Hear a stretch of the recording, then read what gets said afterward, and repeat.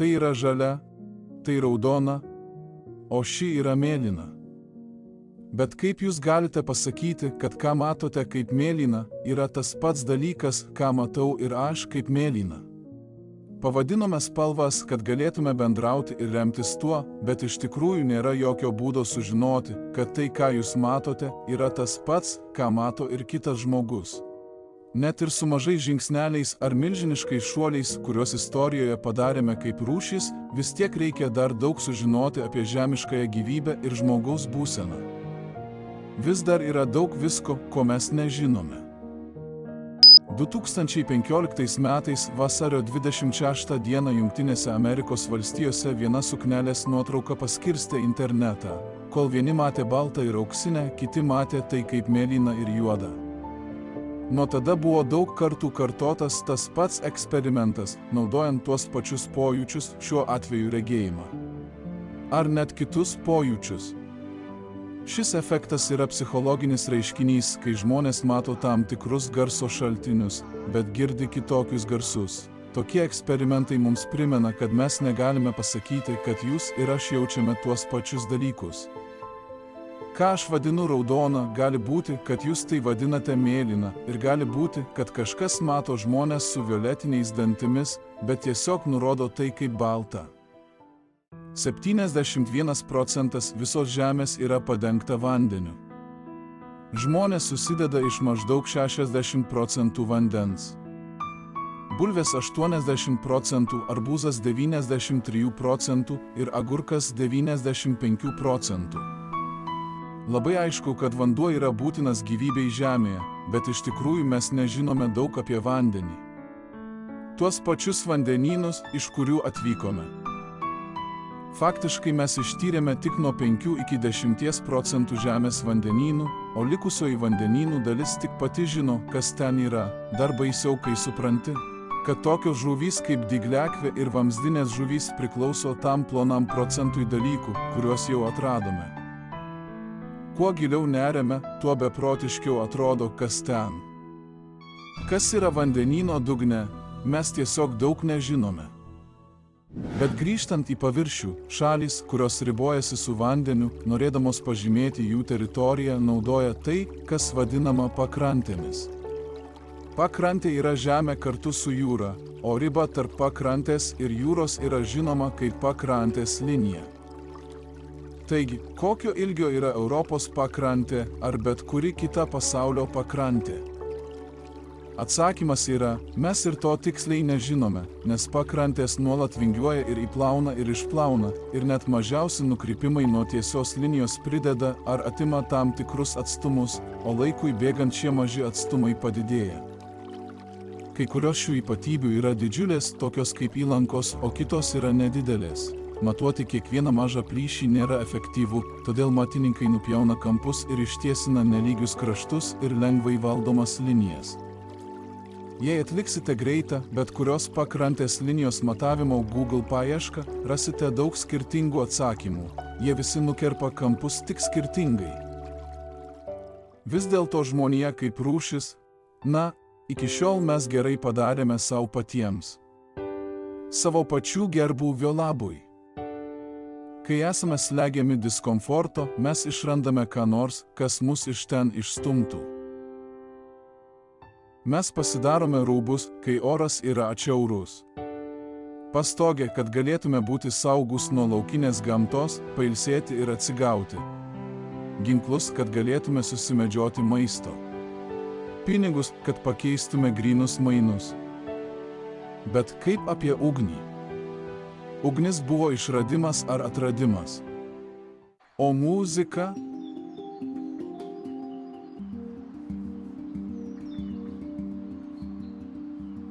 Muziką mokslininkai apibūdino kaip palyginti neseną žmonių išradimą. Manoma, kad muzika padėjo mūsų protėviams suburti glaudžią bendruomenę. Bet ar žmonės iš tikrųjų išrado muziką? Ar mes tiesiog atradome, kad tam tikri garsai skamba gražiai su kitais garsais? Paukščiai čiulbaudami dainuoja.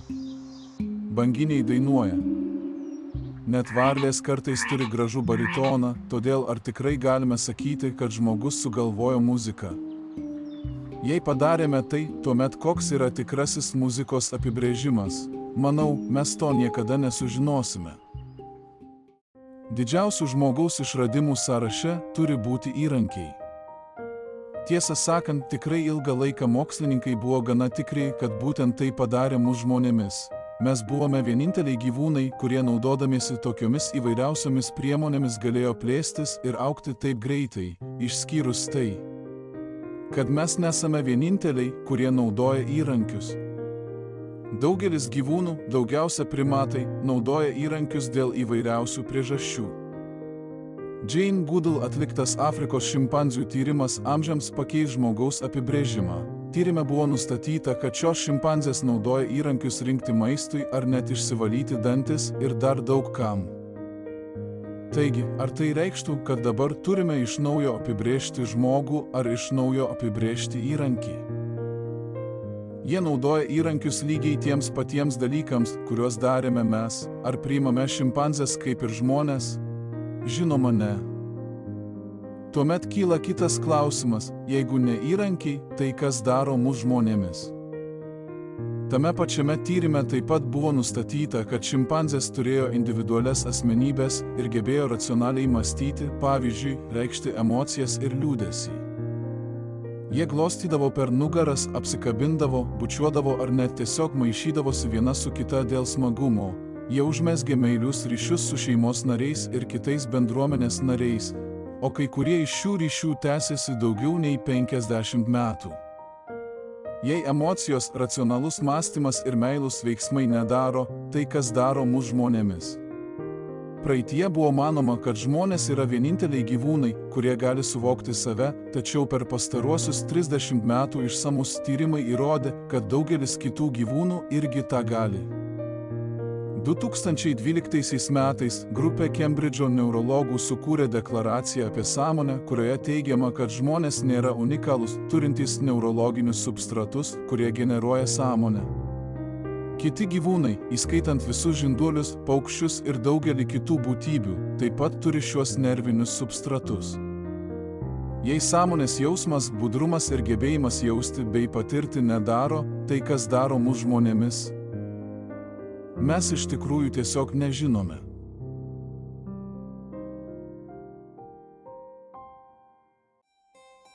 Tik ką mes žinome tai, kad vieną dieną mes tokie nebuvome, šiandien mes esame, o vieną dieną mūsų nebebus. Mes nežinome, kas buvo prieš mūsų egzistavimą, taip pat nežinome, kas bus po to, kai mirsime. Jei žmogus miršta ir grįžta į gyvenimą, tai vadinama mirčiai artima patirtis. Nes mes matome mirtį kaip baigtinumą. Bet kas jei taip nėra ir jeigu viena iš daugelio žmonijos religinių įsitikinimų yra teisinga? Net pati Žemė gali būti labai keista ir kartais matome darinius, kurie neturi logikos, pavyzdžiui, kas pastatė Stonehenge ir kodėl. Tas pats pasakytina ir apie piramidės bei daug kitų darinių planetoje. Kai kurie žmonės mano, kad Egipto dievai sukūrė piramidės, kiti yra įsitikinę, kad tai buvo padaryta žmogaus pastangomis, bet iš tikrųjų mes tiesiog nežinome. Žmogaus protas yra viskas. Visos didžiausių žmogaus išradimų idėjos ir visi atradimai kilo iš žmogaus proto. Idėją pirmiausia suvokiame savo galvoje, prieš tai, kai galime ją sukurti realiame pasaulyje, bet galbūt dar tiksliai nežinome ir nesuprantame, kokia išties galia gali būti protas. Placebo efektas suteikia mums žvilgsnį. Iš esmės atrodo, kad gydytojai gydo pacientą, bet iš tikrųjų jie to nedaro, tačiau šis netikras gydymas smegenyse suvokiamas kaip tikras ir pradeda gydymo procesą. Iš esmės protas gydo kūną, nes mano, kad kūnas yra gydomas, net jei to nėra. Socialinio pažinimo ir veiksmingumo neurologijos tyrimuose buvo nustatyta, kad savęs patvirtinimas padeda išlaikyti teigiamą požiūrį į save ir padeda atkurti pasitikėjimą savimi ir savivertę. Paprasčiausiai, sakant savo gražius dalykus, jūsų protas iš tikrųjų gali įtikinti jūsų smegenis ir kūną, kad jūs esate tie dalykai. Ir tai yra tik dalykai, kuriuos žinome, kad protas gali, bet pagalvokite, kiek mes dar nežinome. Yra daug dalykų, kuriuos jau žinome apie gyvūnus. Šunys yra mieli ir mylintys, katės gali turėti požiūrį, o liūtas, matyt, yra džiunglių karalius, net jei jis gyvena savanoje. Ne viskas yra prasminga ir mes tikrai nežinome tiek, kiek manome, kad žinome. Nusigavimas į kosmosą yra vienas didžiausių žmogaus laimėjimų, tačiau kosmoso tyrinėjimai mums aiškiai parodė, kokie mes maži didžiojoje dalykų schemoje. Kol kas yra atrasta mažiausiai 2500 kitų Saulės sistemų, tačiau šis skaičius gali išaugti iki 10 milijardų, mes tiesiog negalime tiksliai žinoti. Ir tai tik mūsų galaktikoje Paukščių take. O Paukščių takas yra tik viena iš milijardų galaktikų, kurios yra visatoje. Ir kurios yra tokios neįtikėtinai didžiulės, kad tiesiog negalime manyti, ar esame vieni visatoje. Ir jei nesame, tai kodėl koks kaimynas neatvyko pasilabinti? Mes turime idėjų, bet kaip visada mes nežinome ir negalime įrodyti daugumos dalykų. Labai esminis gamtos klausimas yra, tai iš ko tiksliai yra sudaryta visata ir kodėl jame yra dalykų, nuo kurių viskas prasideda. Pirmiausia, mes žinome, kad beveik visa materija yra sudaryta iš nedalomų atomų. Bet kodėl? Bet kodėl atomai egzistuoja ir iš kur jie atsiranda? Kai mes mirštame, kuo iš tikrųjų tie atomai tampa? Viskuo kitu? Šiuo atveju mano kalbėjimo klausėtės apie 11-12 minučių. Laikas yra patvarus viskam, kas turi masę. Laikas niekada nesibaigia. Mes visi žinome, kad vakar yra praeitis, šiandien yra dabartis, o rytojus yra ateitis. Bet kas tiksliai yra laikas ir iš kur jis ateina? Dar daugiau glumina tai, ar žmonės išrado ar atrado laiką. Pasaulyje yra tiek daug dalykų, kurių mes tiesiog nežinome, o kai kurie klausimai yra tokie gilūs, kaip ir tie, apie kuriuos kalbėjome. Žiūrint vaizdo įrašą, kuriame šis asmo žiovauja, tikriausiai jūs taip pat nusižiovavot. Todėl dar labiau glumina, o kodėl žiovulys yra užkrečiamas. Kai esame laimingi, mes juokiamės, kai esame liūdni, verkiame, bet kodėl? Ilgą laiką buvo manoma, kad juokas yra socialinė priemonė parodyti vieni kitiems, kad mums patinka tai, kas šiuo metu vyksta. Tai buvo evoliucijos įrankis, naudojamas visuomeniniam ryšiui sustiprinti, bet jei taip buvo, juokas turėtų būti būdingas tik mums žmonėms ar bent jau primatams. Bet taip nėra. Juokiasi ir kiti socialiniai gyvūnai, tokie kaip delfinai ar net žiurkės. Tai kodėl mes juokiamės? O kodėl verkiame? Tarsi verkimas turėtų emocinių gydomųjų galių.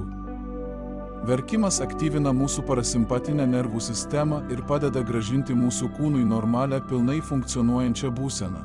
Tai naudinga mūsų kūnams, tad kodėl mes tai siejame su liūdnais dalykais?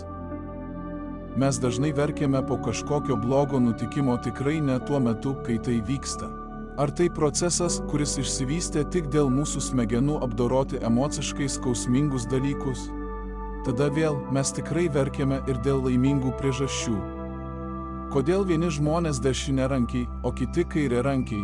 Kodėl ne visi yra universalūs? Ar tai neturėtų daugiau prasmės? Mes galime turėti teorijų daugeliui dalykų, bet jos tebėra teorijos. Iš tikrųjų įrodyti teoriją kaip gamtos faktą yra daug sunkiau nei daugelis mano. Dauguma mokslinės teorijos laikui bėgant pakeičiamos, nes laikomos pasenusiomis arba tiesiog klaidingomis.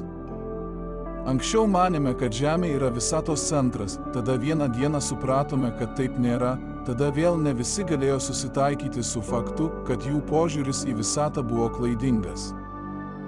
Yra teorija, kad dar palyginti visiškai neseniai Antrojo pasaulinio karo metu vokiečiai bandė pasiekti tam tikrą pažangą, manydami, kad Žemė yra tuščia vidurė. Todėl labai tikėtina, kad dauguma viskas, ką mes žinome apie pasaulį šiuo metu, yra neteisinga, ir nuoširdžiai pasakius, galimai taip ir yra. Mes tiesiog nežinome visko apie viską. Ir tai yra normalu. Viskas, ką galime padaryti, tai nuolat kelti klausimus ir mokytis apie mus supantį pasaulį, bandydami po vieną akmenį atskleisti kiekvieną jo paslaptį, tikėdamiesi atsakyti į svarbiausią jų visų klausimą. Ką šis egzistavimas iš tikrųjų reiškia? Šis vaizdo įrašas išmokė jūs, kad mes iš tikrųjų nežinome daug dalykų. Tiek daug nutinka mūsų kasdienėme gyvenime, ten yra tiek daug informacijos, tačiau kiekviena diena mums vis daugiau ir daugiau parodo, kiek mažai dabar mes žinome apie beveik viską. Daug dalykų, kuriuos papasakojau šiame vaizdo įraše, iš tikrųjų nėra esminė informacija, pavyzdžiui, tiksliai žinoti, kas pastatė Stonehenge, būtų tikrai įdomu, bet galų gale tai tik akmenys, kurie mūsų kasdieniniam gyvenimui neturi reikšmės. Ačiū, kad žiūrėjote ir kaip visada, jeigu peržiūrėjote vaizdo įrašą iki galo, paspauskite like, o jeigu dar neprenumeruoji, tai būtinai paspausk prenumeruoti ir susimatysime kitame video. Iki sekančio karto.